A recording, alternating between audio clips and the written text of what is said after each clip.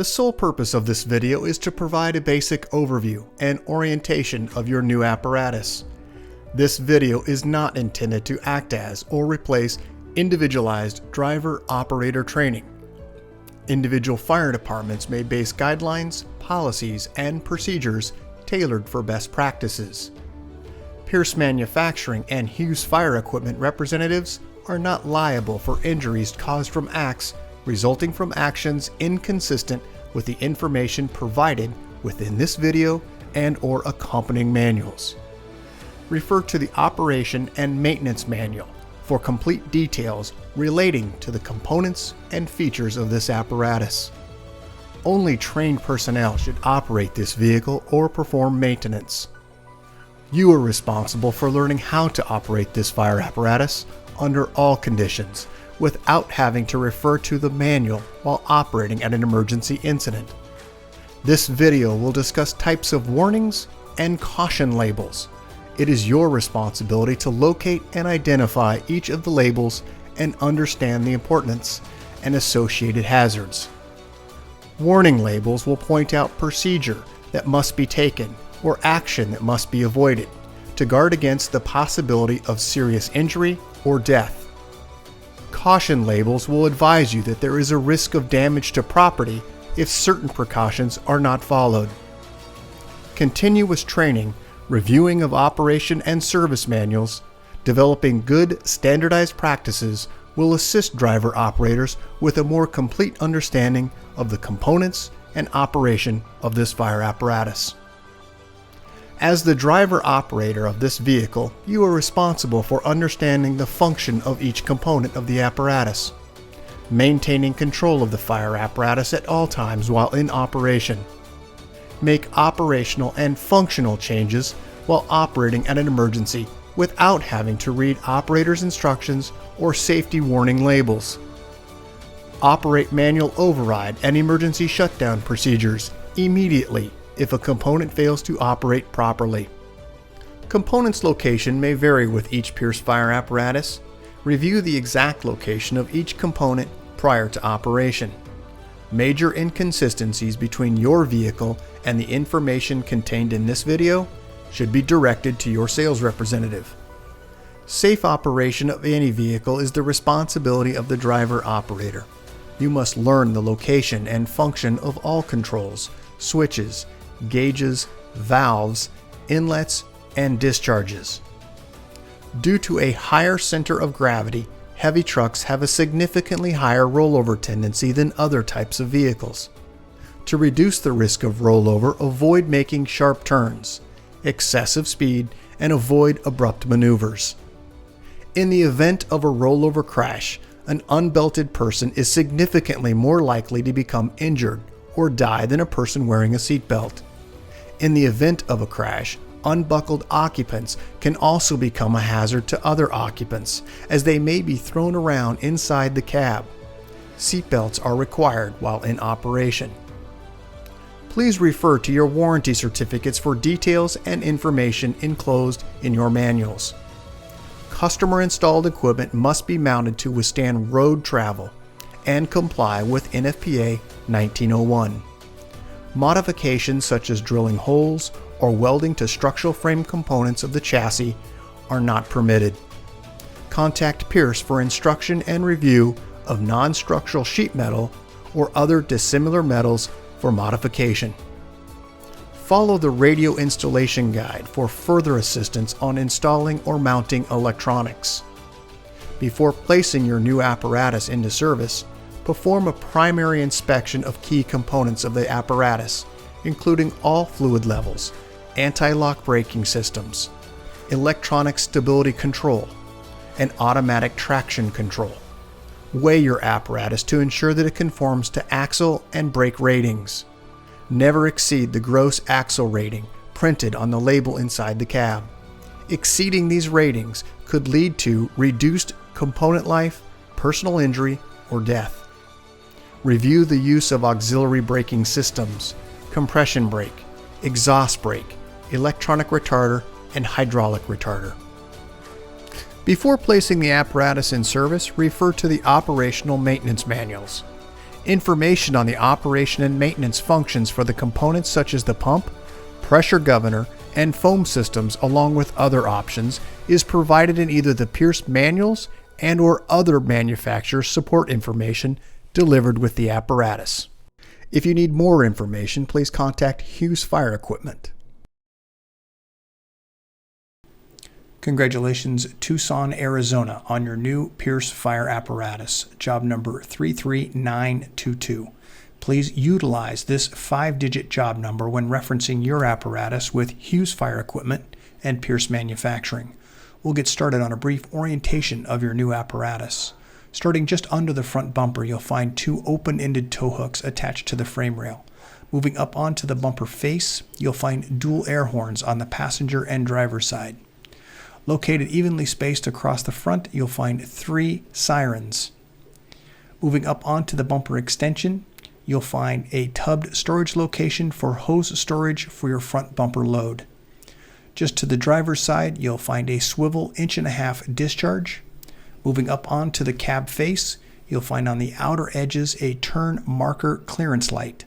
Just inside of that location, you'll find the headlight structure housing the low and high beam headlights. The high beam is located on the inside.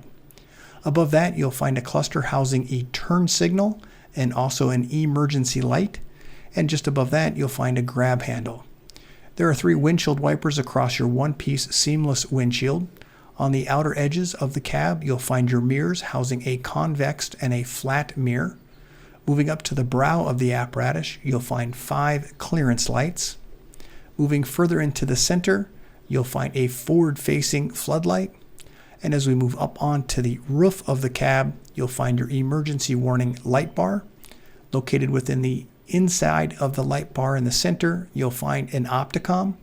And then just above that, you'll find a go light spotlight.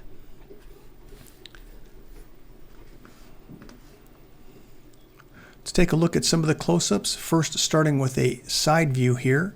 This is the bumper extension showing a front-facing emergency warning light, your hose tray, dry deck material inside, and a swivel discharge. Moving now to the cab face, we'll see those headlight structure housing low and high beam headlights, turn, and emergency light. Let's move to the side of the cab, driver's side specifically. This is your driver's side shore inlet. It is a 20 amp auto eject plug. When plugged in, you will have an indicator, and then just above that, you'll also have a battery voltage indicator indicating that your battery is in the charge process. Moving now to the door, you'll find a grab handle with a keyed entry point. You'll also find grab handles at all points of entry for personnel for ease and exiting the cab. On the side, just above the front tire, you'll find a side-facing emergency warning light. Moving to the lower section of the rear cab, you'll find a D handle that's locking for an additional compartment space.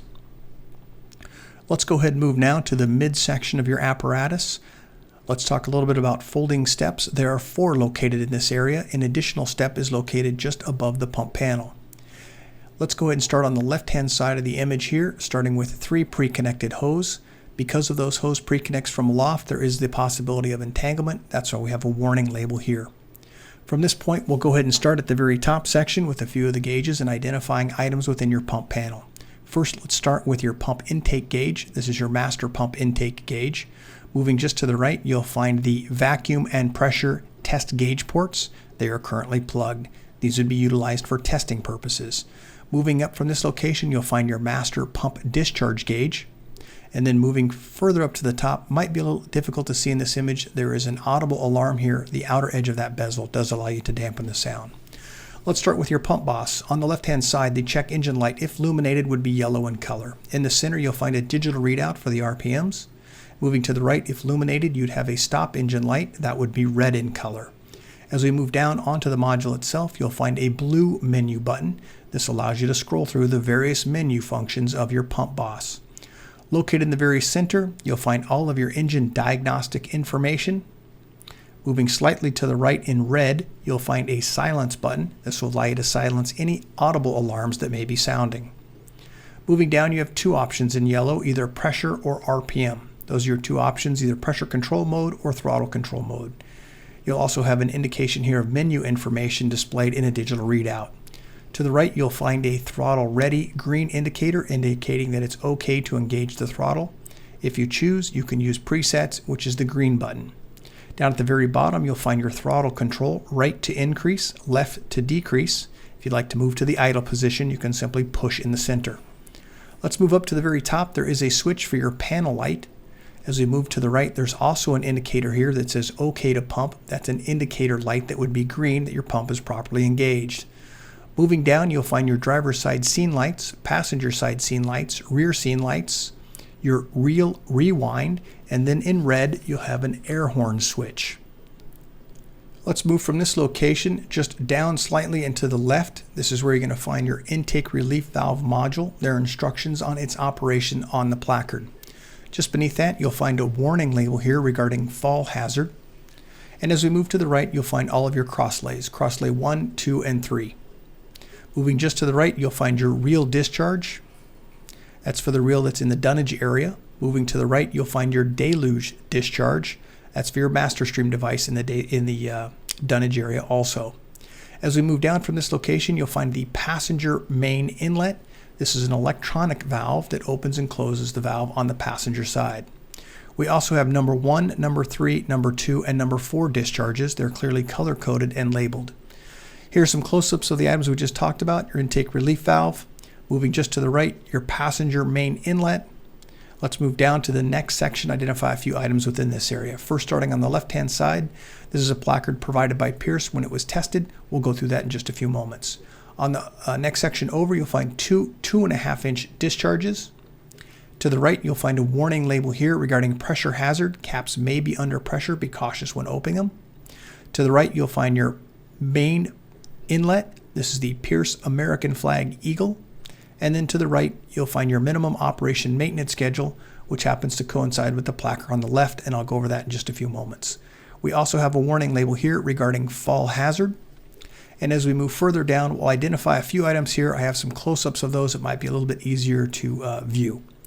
Moving to the right, you do have a warning label here that only trained personnel should operate this piece of equipment only after they've received proper training. To the right, you'll find your RPM counter.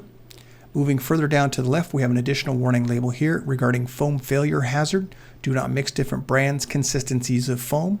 You have foam A tank and foam B tank.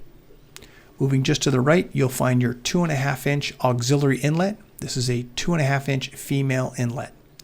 To the right, you'll find a placard from Watrous indicating the type of pump you have, in addition with the transmission and the rated capacity of this pump. Just down to the next level, you'll find all of your associated and color-coded discharge drains. To the right, you'll find your main pump drain, and then just beneath that, you'll find your manual pump shift. Let's go back all the way up to the upper left-hand corner. We'll talk about that placard. This is the 150, 200, and 250 test pressures. On the left-hand side, you'll find the associated GPM with the test pressure, and on the right-hand side, you'll find the associated RPMs. This also houses the information regarding your job number 33922-04. Let's take a look at some close-ups. This is your air supply, air outlet, and also your air inlet. That is a turn, not a pull. Moving to the right, your RPM counter. This would be for testing purposes. And as we move down, your Watrous placard indicating that this is a 1,250 GPM pump. Moving further down, discharge drains and also your main pump drain and manual pump shift. Let's move all the way to the left side where you'll find your foam A and foam B. These are your inlets. At the very bottom in the running board, you'll find an additional hose storage location. Let's move to the top of the truck now to the dunnage area where you'll find your booster line or red line. On the right-hand side where the arrow is indicating, that is a location where you would put a manual tool for rewind, and then further to the right, you'll find a tensioning knob. Moving also downward, you'll find a top location for the reel rewind. This is a button to activate the electronic reel rewind. Further in the discharge or in the dunnage area, you'll find your two locations. This is the foam tank fill locations for foam tank A and B. The previous was for your water tank top fill. We also have additional warning labels in this area indicating possible foam failure for mixing different brands or consistencies of foam. Here's a close-up of tank B and also that warning label. And then as we look forward, here is tank A. You can see also the warning label within this area. Let's move now to the water tank location. This would be for top fill for your water tank. And then we'll move now to the rear section. You'll find these yellow diamonds indicating a safe walking area. And as we look to the forward, you'll find the release mechanisms for your ladder when it is down in the operational mode. You have a 24-foot, a 14-foot roof, and a 10-foot folding. There's also 2 locations here for long tool handles. Let's move now from this location. We'll look toward the front in the dunnage area where you'll find your master stream device. Moving forward to this location, this is toward the front of the cab. You'll find your pre-connected hose cover. As we look to the cab itself, you'll find your unit number, 20, and then on the left-hand side, an indicator that this is a non-walking surface. It may be slippery. As we move to the body of the vehicle, we'll start first on the left-hand, on the driver's side. This is going to be a clearance light, 2 emergency lights, one just above the rear tire and one at the very top corner, and then also a side-facing scene light. Let's move from this location here. We'll identify some of the items within the compartments, first starting with the first compartment to the rear of the pump panel. When plugged into shore power, this outlet will be activated, which allows you the charging system, which is currently plugged in, to maintain your battery system. You'll also find just in front of the rear axle, SCBA bottle storage location with retaining straps, a compartment that does have keyed locks, LED lighting inside.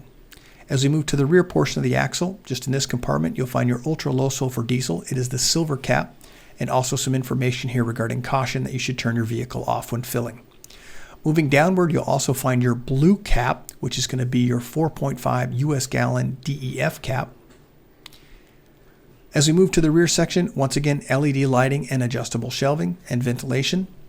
Taking a quick look from the rear section of the apparatus, let's cover some of the items within the rear of the apparatus. First, starting with your tail lights at the very top, an emergency warning light, stop, turn, and reverse light. We also have rear scene light located on the driver's side. As we move upward, we have 2 emergency warning lights. This is part of your upper section of your emergency warning lights. Located in the very center, you'll find your traffic advisor. And just underneath the traffic advisor, slightly difficult to see, but this is your backup camera. There are also steps located here that are fold down. There are 3 located in this section, and also 1 in the upper portion. We do have some warning labels here also. We'll talk about those in just a moment. Here's some close-ups of the items. This is your rear scene light on and off switch. Moving upward, this is your warning buzzer, 1 stop, 2 go, and 3 back up. Moving to the center section at the very top, you'll find additional storage location here for a folding ladder if necessary. You'll also find in your center compartment 2 adjustable shelves. Moving to the right, you'll find your passenger rear discharge. This is a 2.5-inch discharge. We also have your hose dividers, and at the very top, a grab handle. Let's move now to the passenger side of the vehicle. We'll start with the very first compartment in the rear. You do have a full stretched out shelf at the very bottom, which will fully extend, and also adjustable shelving. This is the release mechanism for that tray. As we move to the location over the rear wheel, you'll find a tool board with a D-handle release mechanism. This is the hinged side with a lock mechanism on the inside. As we move to the next compartment forward, you'll find an SCBA mount, LED lighting, and adjustable shelving. Just to the rear section, you'll also find 3 SCBA bottle storage locations with retaining straps, and then a single bottage or dual bottle storage located in the front section of the rear axle. I'd also like to point out this placard regarding warning, extremely diesel exhaust temperatures, and be cautious where you park your vehicle. As we move to the mid location, we're going to talk about some warning labels here. 1, an additional fall injury warning label, also an entanglement hazard because of those hoses coming from aloft. And as we move further down, you'll find pressure hazard warning because caps may be under pressure. Be cautious when removing them. And to the right, also a warning regarding fall hazard. There are 2 discharges located on this side. You have 2 2.5-inch discharges located with the arrows indicating here. As we move to the left, the American flag Eagle Pierce logo. This is your pump intake. Because of this being an electronic valve, you do have an override in the upper left. Moving to the right, this is your large diameter discharge. Moving downward from this location, you'll find your passenger side auxiliary inlet, and this is a 2.5-inch female inlet. Across the bottom, you'll find all of your color-coded and labeled drains. We'll identify a few more areas here. First at the very top, same as the opposite side. This is your pre-connect section. There are 3 located here. As we move just inside the pan door on the panel itself, you'll find your foam A drain and foam B drains. Moving from here, let's go downward from this location where you'll find your powered equipment rack. We'll go over those modules next. We do have some danger and warning labels here regarding the moving of equipment. You also have an on-off switch and a master on-off switch rather, and then a lift up or down. There are instructions here for raise and also lower. Moving just to the right, you'll find your cab lift operations. We have some warning labels here. Also just advice, make sure everything's secured with inside the cab. You do have instructions here regarding raise and lower, and then also the raise and lower switch, which is protected. Moving to the right, you'll find your air horn in red and a passenger side scene light switch. You do have a warning label here for caution. Folding steps must be up in the position prior to raising your cab. Located in the running board, you'll find additional hose storage location. Let's take a look inside that other pan door just to the right, where you'll find your hydraulic rack reservoir. There also is a hand operation for your hydraulic rack in case of electronic failure. The lever in black matches the instructions on the rear section of this door. And there are instructions here for lower and raise. Here's a close-up of the actual mechanism. Let's move from this location down to the very bottom. Once again, color-coded and labeled discharge drains. As we move from this location, let's move all the way to the very front section here of the pump panel. And this is your passenger side auxiliary inlet. Let's move forward from this location to the cab itself, where you'll find a matching door on the passenger side just at the rear section of the rear wall. As we move forward, you'll also find aluminum Alcoa wheels and Goodyear tires. Same configuration on the opposite side. As we move interior to the cab, you'll find affixed to all door panels this set of safety warning labels. You'll also find at the hinge section this grab handle, allowing you to get in and out of the cab for ease. As we look inside, there are 4 seat locations, 2 forward facing and 2 rear facing. We also have light boxes located on the rear wall. Inside those 2 rear compartments, you'll find adjustable shelving and LED lighting. Underneath the 2 seats in the center, you'll find a seat riser which has additional storage D-handle to gain access. Overhead, you'll find your intercom system.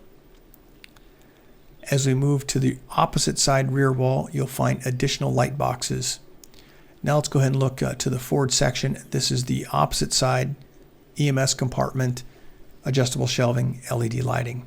In between the 2 of those, you'll find the rear section of the engine. You'll find this access point for your daily checks for the oil and transmission. Let's go ahead and take a general view here from the rear section looking forward. You have additional storage here and also radio chargers. Access panel on the passenger and driver side. As we move to the rear section, you'll also find your module for your Q2B. This is for your siren system. Moving to the rear section also, you'll find between the passenger seats the main unit for your unit radio. Let's go ahead and move now to the passenger side or officer section. First, affixed to the door panel, we're going to find all of our warning labels. Also in the hinged area, you're going to find the fill location for your windshield wiper fluid. Just beneath that, you'll find the additional grab handle in red for getting in and out of the cab. As we move just inside of the cab, you'll find the SRS label indicating supplemental restraint system. This is an airbag. Do not mount anything within this area, as you can see the warning information just below. Moving to the top in the center, you'll find your siren brake push button. Just beneath that, you'll find a USB 12-volt access. And then you'll also find 2 switches here, air horn and mechanical siren. Here's a close-up of those 2 switches. First, the siren brake, and then also your 12-volt access panel for USB. On the right-hand side of the cab, passenger side, you'll find your light and light control. Overhead of the officer position, you'll find your go light. This is a spotlight over the light bar. You'll also find your Firecom headset module. Moving to the left of this location, you'll find your unit radio. Moving just to the left of this location, more in the center of the apparatus, you'll find your siren controls and also your PA speaker system. Moving at about the left shoulder, you'll find the charging location or dock for your computer system. And then moving to the right, you'll find your MDT. Let's take a look further to the left where you'll find 2 charging stations here for your portable radios, and then also MapBook storage. Looking to the rear, you'll find your 2 forward-facing seats and also 2 EMS compartments. Let's move to the driver's area. Affixed to the door panel, you'll find all of your warning labels and information guides. Moving just inside of that location on the seat, you'll find seatbelt information. Moving down to about the right ankle area, you'll find additional caution and warning labels, and you'll also find this placard, manufactured by Pierce for the city of Tucson. You have a date of January of 2020, job number 33922-04, gross vehicle weight rating, cold tire inflation. It has your VIN number, fluid capacities for the component, and also fluid type. Moving to the door panel, you'll find your window controls and door lock. Let's move further down to the floorboard area where you'll find your air horn foot pedal. Let's move now just to the right of this location where you'll find your accelerator, brake treadle, and as we move to the left, you can see the location for your air horn. Let's move up to about the left knee where you'll find your master battery switch. That's going to be the silver switch. I've got a next image here that I have a little bit better close-up. Let's start first with your master battery switch on the left-hand side. There are 3 locations here for your techs. You have a tech module, engine transmission ABS diagnostic port, and also a display port. Down in the next set, you've got 4 indicators here or switches: ABS diagnostics, DPF regen, engine diagnostics, and regen inhibit. Let's move just upward from this location. You'll find your pump shift. There are instructions for road to pump, and then also instructions from pump to road. Remember, when exiting the cab for pump operations, you need the pump engaged and the OK to pump green indicators illuminating. Let's move now to the opposite side where you'll find a set of switch panels, future switches, and also location for your load manager. Moving up, you'll find your mirror control. This happens to be for your flat mirror. As we move to the dash, you'll find your ignition switch, and above that, you'll find your start switch. Moving just slightly to the right, you'll find a switch labeled EM, which stands for Emergency Master, controls all of your emergency lights. To the right, headlights, and also a panel switch allowing you to brighten or dim the panel lights. As we move as a general view here of the driver's space, let's start with the left-hand side: transmission temperature, oil pressure, DEF level, and water temperature. On the right-hand side, you'll find volts, fuel level, front air and rear air, speedometer and tachometer located in the center, diagnostic information displays above and below the speedometer. On the right, you'll find this diamond: pull to apply your system parking brake and push to release. On the right-hand side, you'll find information here with your Allison transmission pad for a pump-in drive. As we move upward, you'll find on the right-hand side your windshield wiper control, push for fluid, and also you'll find your Pierce command zone, a tremendous amount of information at your fingertips. Please see your owner's manual for more information. Here's a close-up now of the Allison transmission pad. As we move up, we'll find the engine brake on and off switch. We have a setting switch for low, medium, and high for that engine brake. Electronic siren, siren brake in red. You have perimeter lights and also mirror heat. Let's move just slightly to the right where your air conditioning controls are. Just beneath that, you'll find a caution label here to disengage your retarder when on slippery or wet surfaces. Also warning buzzer information, and also an on-off switch for your MDT. Above that, you'll find climate control for heat and defrost, and also air conditioning. Let's go ahead and move to the center section of your apparatus where you'll find this red indicator light. If flashing, do not move your truck. You have a compartment or door ajar. We'll move now left over the operator's head to this placard. This is information here regarding your vehicle: height 10 feet 2.5 inches, length 31 feet 5 inches, gross vehicle weight rating 42,000 pounds. If you make any adjustments to your vehicle, please update this placard. Let's move to the right, identify a few of the rocker switches. First, starting with your emergency lights. On the left, emergency master switch, roof light, front warning lights, side warning lights, lower rear warning, and upper rear warning. When any of these switches have been engaged, the light will illuminate, indicating that it is on. Moving to the right-hand side, same set of switches. We have rocker switches indicating for your high beam flash, an on-off for your opticom, front flood, driver's side scene lights, passenger side scene lights, and rear scene lights. Same thing. If anything is on, the green light will illuminate. Let's move just to the right of this location where you'll find your control module for your go light. That is the spotlight on top of the light bar. As we move to the center, you'll find your siren control and also traffic advisor. Let's take a look overhead. You'll find your air conditioning unit, push on and off red or white lights, and also your intercom system. As we look to the rear, 2 forward-facing seats and 2 rear-facing seats. Congratulations, Tucson, Arizona, on your new Pierce Fire apparatus, job number 33922-04. Once again, if you have any questions, please contact your Hughes Fire sales representative. Thank you and congratulations.